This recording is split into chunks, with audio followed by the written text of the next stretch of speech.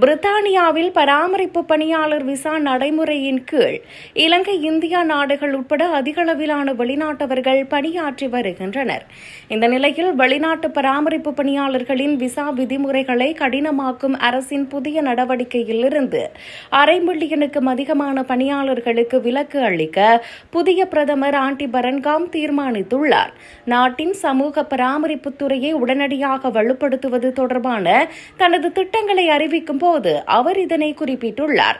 சமூக பராமரிப்பு தொழிலாளர்கள் சமூகத்தில் அதிக சம்பளம் பெறுபவர்களாக இருக்க வேண்டும் என குறிப்பிட்டதுடன் இதற்காக வரிகள் உயர்த்தப்படலாம் என்பதையும் அவர் சுட்டிக்காட்டினார். முன்னாள் பிரதமர் போரிஸ் ஜோன்சனின் ஆட்சிக் காலத்தில் போரிஸ் வேவ் என அழைக்கப்படும் புலம்பெயர்வு அலையின் கீழ் 2022 முதல் 2024 வரையிலான காலப்பகுதியில் சுமார் 6,12,266 சுதந்திர மற்றும் பராமரிப்பு விசாக்கள் வழங்கப்பட்டிருந்தன.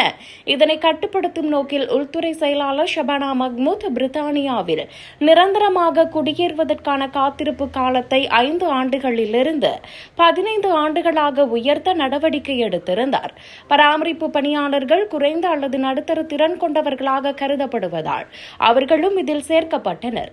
இருப்பினும் பராமரிப்பு பணியாளர்களுக்கு இந்த 15 ஆண்டுகள் காத்திருப்பு விதியிலிருந்து விலக்கு அளித்து அவர்கள் விரைவில் நிரந்தர குடியுரிமை பெற வசதியாக ஆண்டி பரன்காம் இந்த திட்டத்தை முன்னெடுத்து வருகிறார்.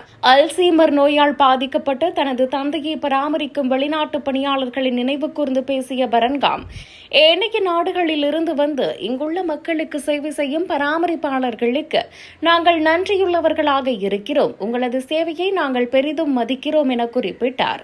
அதேவேளை உள்நாட்டு அலுவலகத்தின் தரவுகளின்படி ஒரு வெளிநாட்டு பராமரிப்பு பணியாளரால் அவரது வாழ்நாளில் வரி செலுத்துவோருக்கு 1 லட்சத்துக்கும் அதிகமான செலவு ஏற்படுவதாக தெரிவிக்கப்பட்டுள்ளமை குறிப்பிடத்தக்கது.